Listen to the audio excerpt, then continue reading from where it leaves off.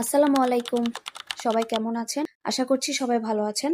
মন ঘরে আপনাদের সবাইকে স্বাগতম। আজ থেকে আমরা নিটিং এর যাত্রা শুরু করছি একদম শুরু থেকে। আজকে শুরু করব কাস্টন দিয়ে। শুরু করার আগে একটা প্রশ্ন, কাস্টন কি?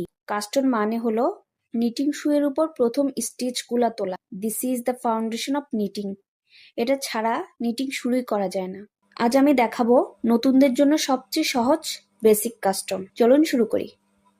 প্রথমেই লাগবে একটা ইয়ার্ন বল আর দুইটা নিটিং নিডল। এই যে আমি এই ইয়ার্ন বলটা নিয়ে নিয়েছি এবং এই দুইটা নিটিং নিডল নিয়ে নিয়েছি। আচ্ছা, ইয়ার্ন অনুযায়ী হচ্ছে নিটিং নিডলগুলো নিতে হবে। যেমন আমার এই ইয়ার্নটা অনুযায়ী আমি এখানে 4.5 মিলিমিটারের নিটিং নিডল নিয়েছি। ইয়ার্ন যত মোটা হবে নিটিং নিডল তত বড় সাইজের নিতে হবে। আর শুরুতেই যেহেতু আমরা বেসিক থেকে শিখবো, আমরা চেষ্টা করব ইয়ার্নটা একটু মোটা নিতে এবং সেই সাথে ম্যাচিং করে নিটিং নিডলটাও নিতে। এবার আসি কাস্টনে। ইয়ার্নের একটা মাথা একটু লম্বা করে রাখুন। প্রথমে এক হাতে নিডল নিব, আরেক হাতে আমাদের ইয়ার্নটা আছে, এটাকে আমরা এই যে এভাবে, যারা ক্রোশেটের কাজ করেন, স্লিপ স্টিচ পারেন, তারা কিন্তু এটা খুব ইজিলি পারবেন। এভাবে জাস্ট পেঁচিয়ে এনে এই যে এভাবে এই যে স্লিপ নট দিয়ে নিব।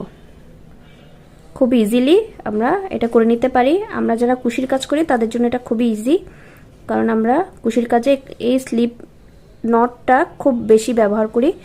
তারপর ইয়ার্নটা আঙ্গুলের উপর এমনভাবে ধরুন যাতে একটা লুপ তৈরি হয়। এই যে দেখুন আমি কিভাবে ধরছি। এই লুপটা আস্তে করে সুইয়ের উপর বসান, ঠিক আমি যেভাবে বসিয়েছি। আপনারা অলরেডি ভিডিওতে দেখতে পাচ্ছেন আমি কিভাবে কাস্টন করছি।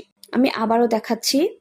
এই যে ইয়ার্নটা আঙ্গুলের উপর এমনভাবে ঘুরিয়েছি, এই যে একটা লুপ তৈরি হয়েছে। এবার এই লুপটা আস্তে করে আমি সুইয়ের উপর বসাচ্ছি। একটু খেয়াল করলেই বুঝতে পারবেন, একদমই সহজ। এখন আবারও ইয়ার্ন ঘুরিয়ে আরেকটা লুপ তৈরি করুন। লুপটা সুইয়ের উপর তুলে হালকা করে টান দিন। খুব টাইটও করবেন না কিন্তু, আবার খুব লুজও না কিন্তু। এভাবেই একটার পর একটা লুপ সুইয়ের উপর তুলতে থাকুন, ঠিক ভিডিওতে দেখানো নিয়ম অনুযায়ী। আমি যেভাবে করছি আপনারাও আমার সাথে প্র্যাকটিস করুন, হয়ে যাবে। This loops are called stitches. এগুলাকেই কিন্তু স্টিচ বলে। নিটিং শুরু হয় এই স্টিচ দিয়ে। আপনি ঠিক যতগুলো স্টিচ তুলবেন আপনার কাজ ততটাই চওড়া হবে। এই যে দেখুন, অনেকগুলো স্টিচ তোলার পর আমার নিডলটা দেখতে এমন হয়েছে। এটাই হচ্ছে আমাদের কাস্টন। আজকে এটুকুই, ভিডিওটা এখানেই শেষ করছি। আজ আমরা শুধু কাস্টনই দেখলাম। পরের ভিডিওতে এই স্টিচ দিয়ে শুরু করব অ্যাকচুয়াল নিটিং। সবাই ভালো থাকবেন। মন ঘরে